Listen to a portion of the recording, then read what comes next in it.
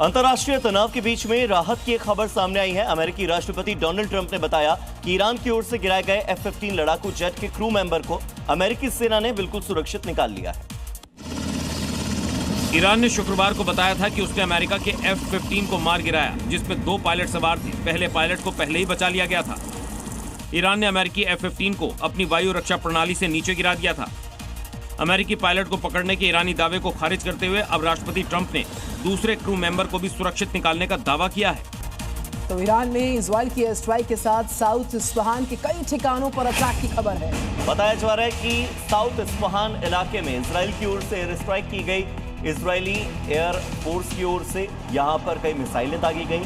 जिस जगह पर मिसाइल अटैक हुआ है वहां से जो तस्वीर सामने आई, आप देखिए, काले धुएं का गुबार उठता हुआ नजर आ रहा है।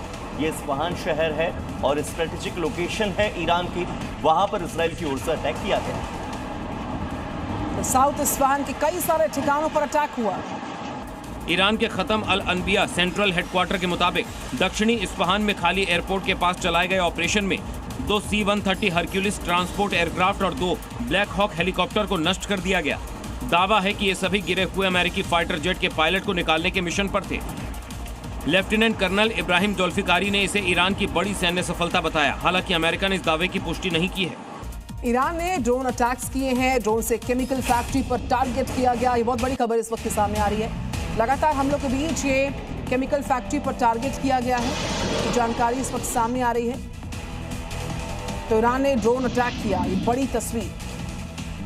युद्ध 38वें दिन में प्रवेश कर चुका है और लगातार हमलों का सिलसिला बढ़ रहा है।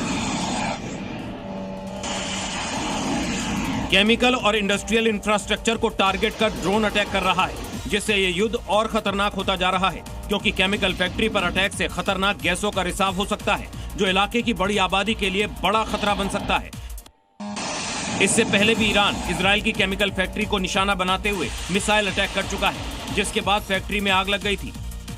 चीनी कंपनी सिजेंटा ग्रुप के इस प्लांट में पेस्टिसाइड्स और क्रॉप सिक्योरिटी से रिलेटेड केमिकल बनाए जाते थे। दक्षिणी लेबनान में जमीनी अभियान अब और ज्यादा तेज कर दिया गया है। हिजबुल्लाह के ठिकानों पर इजराइल की ओर से कार्रवाई अब और ज्यादा तेज हो गई है। आमने सामने की लड़ाई में हिजबुल्लाह के कई आतंकियों के मारे जाने की पुष्टि हुई है। एक दस्ते को एंटी टैंक मिसाइल से खत्म करने का दावा इजराइल कर रहा है।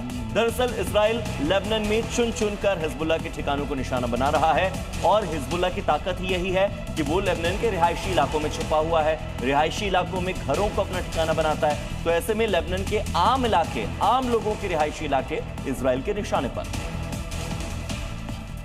ग्राउंड ऑपरेशन में आईडीएफ ने हिजबुल्लाह के सशस्त्र दलों को नष्ट करने का दावा किया है। आईडीएफ का आरोप है कि Hezbollah anti tank missile fire करने की तैयारी में था।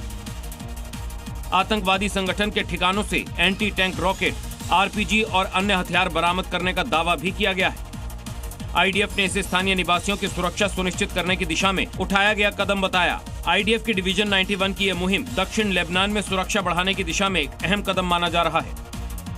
इजरायली हमलों से लेबनान में ऐसी तबाही मची है कि अब लेबनान के जो राष्ट्रपति हैं, उन्होंने इजराइल और हिजबुल्लाह संघर्ष को समाप्त करने के लिए बातचीत का आह्वान किया है, क्योंकि लेबनान के राष्ट्रपति जोसेफ ऑन को डर है कि अगर जल्द बातचीत नहीं हुई तो लेबनान गाजा बन जाएगा। इसलिए राष्ट्रपति चाहते हैं कि जल्द से जल्द हिजबुल्लाह इजराइल युद्ध को समाप्त करने के लिए बातचीत होनी चाहिए, क्योंकि इजरायली हमलों से लेबनान बर्बाद हो चुका है। बमबारी और हमलों की वजह से अब तक 10 लाख से ज्यादा लोग विस्थापित हो चुके हैं, जबकि 1400 से ज्यादा लोगों की मौत हो चुकी है। इसके बावजूद इजराइल साउथ बेरूत पर ताबड़तोड़ बम बरसा रहा है। तो मिडिल ईस्ट में भयंकर युद्ध छिड़ा हुआ है और इस महायुद्ध का आज 38वां दिन हो चुका है। अमेरिका और इजराइल की बात करें, इसकी ओर से ईरान पर लगातार भयंकर हमले हो रहे हैं। ईरान भी कड़ा पलटवार कर रहा है इन हमलों के बीचों बीच। तस्वीरें आपके सामने हैं। ये 8 तस्वीरें, चाहे मादी की बात करें, हाइफा और इस्फहान, शोमरात से लेकर महशहर, बेरूत, बगदाद, चारों तरफ बारूदी प्रहार के बाद तबाही का मंजर आप देख सकते हैं।